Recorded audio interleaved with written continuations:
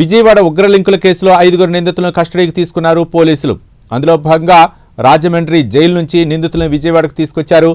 నిందితులు మహమ్మద్ రహమతుల్లా, మహమ్మద్ డానిష్, మీర్జా సోహైల్ బేగ్, సైదా బేగం, అబ్దుల్ సలాంకు జీజీహెచ్లో వైద్య పరీక్షలు నిర్వహించారు. విజయవాడలో 2వ పట్టణ పోలీస్ స్టేషన్లో లీగల్ ఫార్మాలిటీస్ పూర్తి చేసిన అనంతరం సిసిఎస్ కార్యాలయానికి తరలించారు. 5 రోజుల పాటు సిసిఎస్ కార్యాలయంలోనే నిందితులను అధికారులు విచారించనున్నారు. నిందితులను 5 రోజులు కస్టడీకి అనుమతించింది కోర్టు.